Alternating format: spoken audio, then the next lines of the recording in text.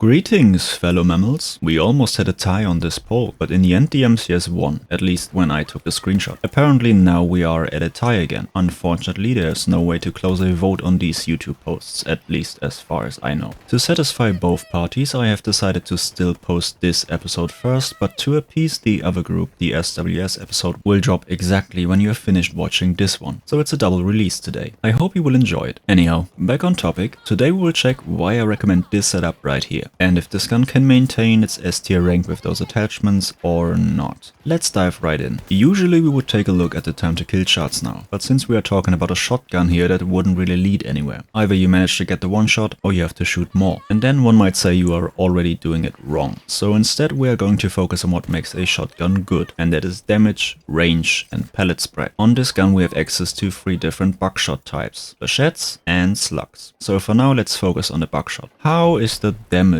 graph? Here we have buckshot 0. Seems a bit low. Adding buckshot 1, that looks better. What about buckshot 4? Now that looks somewhat overpowered, doesn't it? Well, not really. Here's why. This is how the respective spread looks, overlaid on top of each other. 0, 1 and 4. Now as you can imagine, number 4 is obviously the close quarters king. Very high damage, a lot of pellets and a giant spread. Buckshot 1 is more like the regular shotgun type. Still good hipfire spread, but with that tighter circle you can get a bit more range out of it. And that brings us to the issues. Buckshot 0 is just bad. With that hipfire spread you cannot allow yourself to miss by 1 bit, and even less so actually, because this also has the least pellets and least damage. So you really can't afford to not get all of them on target. I used every ammo type for 2 matches and I had the least success and fun with buckshot 0. It just doesn't work. In order to fix this, it either needs a lot more damage per pellet or simply more pellets. Either way, right now it's dog shit. So what about flechette? Flechette is basically a nerfed version of buckshot 1. Same spread but less damage. The supposed upside is penetration, meaning if 2 enemies are standing in line you could kill both with 1 shot. I would argue that happens rarely, if ever. And I don't think this insanely situational perk is worth it over the inferior damage. That leaves us at slugs.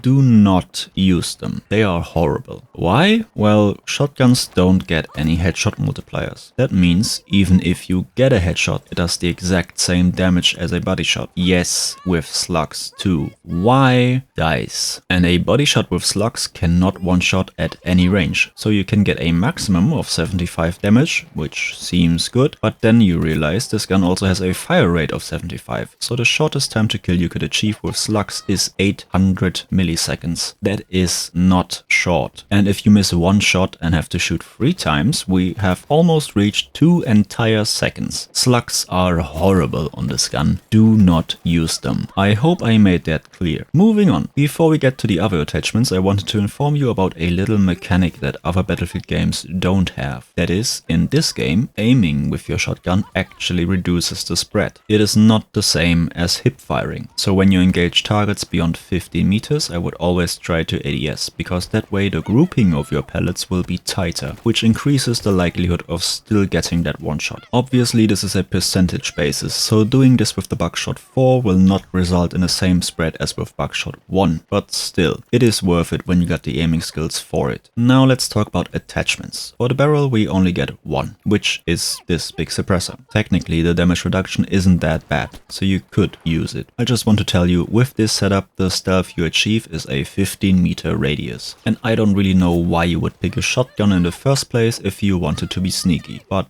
okay. Of course I will carry this along, but in the second slot for special occasions. Now to the sad part. I have done some testing on grips regarding shotguns and snipers multiple times during this game's lifecycle, and every time I come to the conclusion that they don't do anything. If anyone has actual data on this though, I would love to see it. Please contact me. But for now this means all of these grips are useless, and added onto that the laser is too. It does not change the size of your spread cone, and it also does not affect the pellet spread, at least from what I can tell. So everything in this section might as well be deleted, nothing would change. So the only real choice we get is the flashlight, and I will actually equip it just for fun, but also only in the second slot, because the flashlight is turned on by default, and to my knowledge it keeps turning itself on every time you get revived, and I don't want to deal with that honestly. It also just gives away your position way too much. So in both of these sections we basically equip nothing. What about the sights though? Because in this game you get a better spread while aiming. I actually want a red dot on here because I cannot for the life of me aim for shit with iron sights. But that is actually it. Maybe if you are feeling particularly fancy you can use the thermals, I guess. Now for the ammo. I would say we have a very balanced choice to make here. Either you completely trust in your godlike aim with very good tracking, in that case I recommend running Buckshot 1 by default, or you want a more reliable and forgiving hipfire that still provides a decent range if you should aim. In that case I recommend Buckshot 4 as your default. So once you decided that for yourself, you put the other one in the second slot of course. And then for the third one I would pick Flechette, because that is still better than Buckshot 0 and we want to avoid slugs at all costs. And here we are, the most bare bones setup ever. What is the performance like though? Is it still S tier worthy? Yes, simply yes. This is a shotgun. It does shotgun things. And it even provides you with two options depending on your aiming skills or playstyle. Both are great. And even though almost none of these attachments do anything, you don't even need them. So that already tells you a lot about this gun. Of course it would be nice if Buckshot 0 got a buff, as well as Flechette, and a different headshot multiplier for slugs are desperately needed. But even without all that, this thing just slaps. It's still S tier. I have no complaints on the actual use of it from my end. Do you agree or would you rank it down? Let me know in the comments. If you enjoyed this episode, please raise your digital thumb in agreement, and I invite you to subscribe so you don't miss all the other episodes that will be coming in the next days. But now it's time to watch the SWS episode. It was released just now. Check out the pinned comment, it will lead you right there. So this is not it for today, but for this video. I will see you over there or on the battlefield. Zorro out.